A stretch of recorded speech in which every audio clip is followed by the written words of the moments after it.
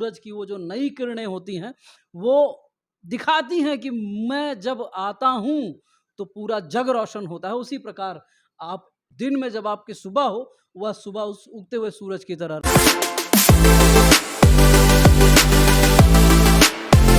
आप सभी साथियों को नमस्कार। मैं हूं आपका दोस्त अमन दुबे। प्यारे साथियों, आपको पता है कि मैं हिंदुस्तान के हर कोने में जा रहा हूं, डायरेक्ट सेलिंग की खोज कर रहा हूं और उन तमाम लोगों से मिल रहा हूं जो अपने जीवन में अपने सपनों को लेकर के हिंदुस्तान में हर कोने में अपनी ख्याति को फैलाना चाहते हैं।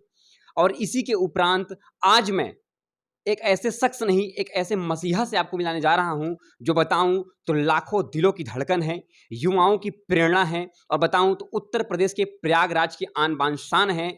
बहुत सारे लोग इनको अपना अभिभावक मानते हैं, इनसे सीखकर अपने जीवन में इनके जैसा बनने की अपेक्षा रखते हैं। बताऊं तो प्रयागराज के बहरिया क्षेत्र के यशस्वी पूर्व ब्लॉक प्रमुख आदरणीय श्री कुलदीप पांडे जी हमारे बीच आज हैं और आज इनसे हम जानेंगे कि आखिर डायरेक्ट सेलिंग का फ्यूचर क्या है। क्योंकि बहुत सारे लोग को लगता है कि यहाँ पर शायद कुछ है नहीं, लेकिन आज मैं उन सभी लोगों से जानकारी ले रहा हूँ कि डायरेक्ट सेलिंग का भविष्य क्या है। और इसी के उपरांत आज हमारी मुलाकात हुई है यशस्वी ब्लॉक प्रमुख, पूर्व ब्लॉक प्रमुख श्री कुलदीप पांडे जी से। सर, बहुत बहुत स्वागत, अभिनंदन है आपका। जी नमस्कार।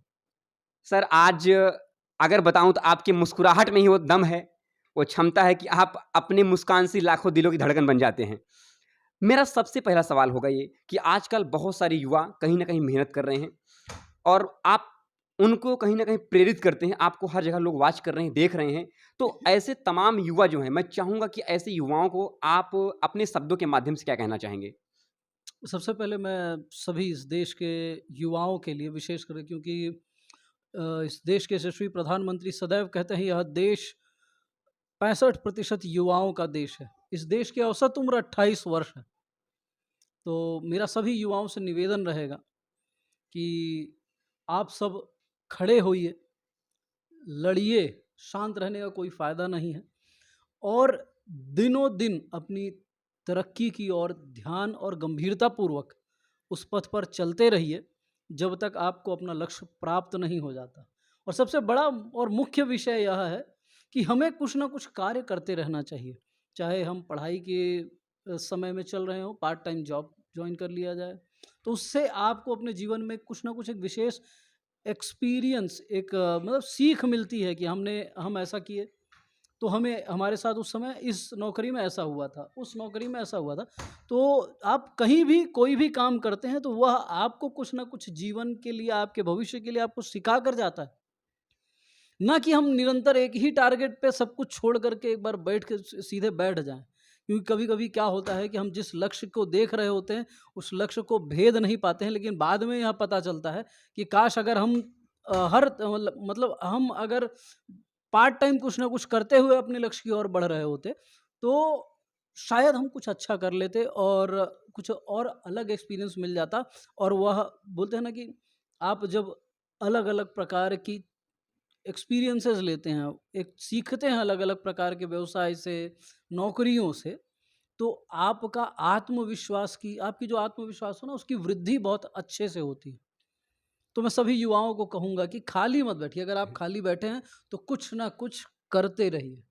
साथियों, आप देख रहे हैं ना, क्या सर ने बातें कही है कि आप अगर जीवन में कुछ कर नहीं रहे हैं तो कुछ ना कुछ करते रहिए, खाली मत बैठिए। आज मैं सर से ये भी जानना चाहूँगा कि डायरेक्ट सेलिंग को लेकर इनका क्या ख्याल है, क्योंकि आज भारत सरकार ने भी इसके बारे में कर दिया है कि आप जीवन में डायरेक्ट सेलिंग के माध्यम से अपने जीवन को यापन कर सकते हैं, सपने को साकार कर सकते हैं। और इसी के तहत मेरी इनसे मुलाकात हुई है। आइए जानते हैं कि सरकार के मध्य बातें जो रखी गई है, आप इस पे क्या कहना चाहेंगे सर? देखिए, डायरेक्ट सेलिंग के विषय में मैं जितना जानता हूँ कि ये जो डायरेक्ट सेलिंग वाली कंपनियां हैं, ये शायद जो भी प्रोडक्ट लेती हैं वो डायरेक्ट फैक्ट्री से खरीदती हैं और डायरेक्ट कस्टमर तक ला करके बेचती हैं। और उसके बीच में जो लोग काम कर रहे हैं उनको कुछ ना कुछ इंसेंटिव मिलता है। तो जब आपको वही प्रोडक्ट अगर कम दाम में सीधे मिल रहा है तो हर हर व्यक्ति ये चाहता है कि हमें सस्ते में मिले। इसमें कोई दो राय नहीं है। डायरेक्ट सेलिंग का बिजनेस करना या डायरेक्ट सेलिंग के लिए काम करना। और दूसरी सबसे बड़ी बात यह है कि सरकार ने इसे लीगलाइज़ कर दिया है। सरकार ने इसे मान्यता दे दी है, तो कहीं न कहीं कुछ सकारात्मक व्यवस्था रही होगी, कहीं न कहीं वो सकारात्मक विचार रहे होंगे लिंग को लेकर के, कहीं न कहीं लोगों का फ़ायदा रहा होगा। तो सौभाग्य की बात है, क्योंकि डायरेक्ट सेलिंग को लेकर के आज सर ने जो बहुत बड़ी बात कही है कि हर एक इंसान को करना चाहिए, और अगर कामयाबी मिल रही है तो 100% अपने जीवन में कामयाब होना चाहिए। सर लास्ट में एक चीज़ आपसे मैं जानना चाहूँगा, क्योंकि आपका समय बहुत कीमती है और उस बेशकीमती टाइम में से आपने अपना जो कुछ पल मुझे दिया है, इसके लिए मैं सदैव आपका रेडी रहूँगा। लेकिन लास्ट में इस सेशन खत्म करने से पहले मैं जानना चाहूँगा कि आखिर ये देश के हमारे जो नौजवान हैं, चाहे जिस वर्ग के लोग हों, चाहे जो भी हों, अगर जीवन में जिज्ञासा पाने की कुछ है, तो उनको लास्ट में क्या पैगाम संदेश देना चाहेंगे आप? मैं अंतिम में सिर्फ़ इतना ही संदेश देना चाहूँगा कि यह देश युवाओं का देश है, और इस देश में मैं कहूँगा कि सब जो है क्या कहते हैं कि आपको अपनी व्यवस्था के अनुसार निर्णय आपको लेना है कि हमको डायरेक्ट सेलिंग के लिए जाना है, नहीं जाना है। हर चीज़ों को जाँच परख करके उसके बाद आप अपना निर्णय ले सकते हैं। तो सर क्या लगता है कि डायरेक्ट सेलिंग से अभी आपको पता है कि मैं लगातार लोगों से मिल रहा हूँ और बहुत सारे सफल लोगों से मैंने मुलाकात की है। इसके मद्देनज़र आपको क्या लगता है, क्या इससे भविष्य और करियर बन सकता है?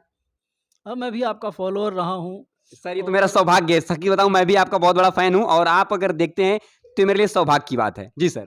निरंतर आपके वीडियोज़ देखता हूँ, और जिस ऊर्जा से आप कार्य करते हैं, जिस ऊर्जा से लोगों को समझाते हैं, वह ऊर्जा अद्वितीय रहती है। तो इसमें बहुत बड़ा विषय नहीं है, इसमें बहुत छोटी-सी बात है कि डायरेक्ट सेलिंग का जो क्या कहते हैं कि ये प्रश्न है आपका, ये हम सबको डायरेक्ट सेलिंग करना चाहिए, और अगर फ़ायदा है, तो कोई भी व्यवसाय वो किया जा सकता है। जी सर। तो साथियों, ये हैं दिग्गज पर्सनैलिटी, बताऊँ तो मैं इनको बोल सकता हूँ गरीबों के यो मसीहा हैं वो, जिनको बताऊँ तो इस देश में युवा वर्ग जिस पैमाने पर है ना, उस पैमाने पर हर सेक्टर में या हर स्थानों पर युवा काम नहीं कर रहा है। तो मैं सभी युवाओं से निवेदन करूँगा, जहाँ नहीं होने के नाते कहीं न कहीं इस देश में इस डायरेक्ट सेलिंग में युवाओं का अभाव है। मैं निवेदन करूँगा सभी युवाओं से कि अपना रुझान डायरेक्ट सेलिंग में रहिए। Part time part time business बनाइए। पार्ट टाइम बिज़नेस का अर्थ मतलब थोड़ा-सा समय, और उसके साथ-साथ अपने आप को कहीं न कहीं किसी न किसी भाव में, क्योंकि इस देश में युवाओं की औसत उम्र जो हमारे संसद और विधानसभा की है, इस देश के 57 वर्ष है। तो दुर्भाग्य है कि इस देश में संसद में, विधानसभा में और विधान परिषद में, राज्यसभा में, जबकि वोटिंग करने की और चुनाव लड़ने वोटिंग करने की उम्र 18 वर्ष है हमारी इस देश में, और इस देश का नागरिक चुनाव लड़ सकता है वह 25 साल की उम्र में। एक साधारण नागरिक इस देश में 25 साल की उम्र में, इसीलिए इस मोनोपोली, मैं इसे कहूँगा सीधा-सीधा मोनोपोली है बड़ों की, उम्र दराज लोगों की। इसीलिए इस देश में इस देश के संसद में और विधान परिषद में और विधानसभा में कोई भी जो है, ये क्या कहते हैं कि इसमें युवाओं की संख्या बहुत ही कम है। होनी चाहिए आपके हिसाब से?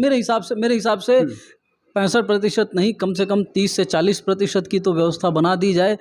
जो बड़े हैं वो ना, युवाओं का जोश, मेरा कहना है युवाओं का जोश और बड़ों का होश, ये दोनों मिला कर के बहुत कुछ किया जा सकता है। लेकिन क्या होता है, जो वृद्ध होते हैं उनका दौड़ना, उनकी व्यवस्था, वो सब धीरे-धीरे कम होती जाती है। तो जब युवा तो वो 21वीं सदी की बात करेगा। अभी जो वृद्ध बैठे हैं वो 19वीं सदी के लोग बैठे हुए हैं। तो जब 19वीं और 21वीं सदी का मेल बनेगा, इस देश को विश्व गुरु बनाने की जो बात है, जी, जी। वो कैसे पूर्ण होगी? अकेले उम्र दराज लोग ही पूरा कर देंगे, विश्व गुरु बना देंगे। नहीं सर, आजकल युवाओं के बहुत ज़रूरी है काम करना। हाँ, युवाओं के लिए आवश्यक है कि आप सरलता से आगे नहीं जा सकते हैं, तो मेहनत बहुत है, लेकिन ये है कि नामुमकिन कुछ नहीं है। मेहनत ज़रूरी है, करते रहिए, जीवन सफल हो जाएँगे। बिल्कुल, बिल्कुल, बिल्कुल। तो साथियों, आप देख रहे हैं ना, चेहरे की मुस्कान आपको बता देगी कि सर कितने बेहतरीन पर्सनालिटी हैं। और आज सच बताऊं तो इनसे मिलने के लिए मेला लगता है, बताऊं हुजूम लगता है लोगों का। और आज उस हुजूम में से इन्होंने जो टाइम दिया है, इसको मैं सदा याद रखूंगा अपने जीवन में। ये मेरे लिए अब तक के जीवन का सबसे बेशकीमती टाइम है। सर आपका अपने इस बेशकीमती टाइम देने के लिए बहुत बहुत धन्यवाद, बहुत बहुत आभार। Thank you so much sir आपका। बहुत-बहुत धन्यवाद। आप सभी को मैं क्या कहते हैं बहुत सारी बधाइयाँ देता हूँ, आप सब आगे बढ़ें और अपने जज़्बे को कभी ढीला मत होने दीजिएगा, अपने जज़्बे को कभी नीचे मत जाने दीजिएगा। निरंतर प्रयास करिएगा जिस प्रकार हर दिन सवेरा होता है और सूरज की वो जो नई किरणें होती हैं, वो दिखाती हैं कि मैं जब आता हूँ, तो पूरा जग रोशन होता है। उसी प्रकार आप शाम को थके हारे और निराश होकर के सोइए, लेकिन दिन में जब आपकी सुबह हो, वह सुबह उस उगते हुए सूरज की तरह रहे। बहुत-बहुत धन्यवाद सर। बहुत-बहुत धन्यवाद जी। सिया राम।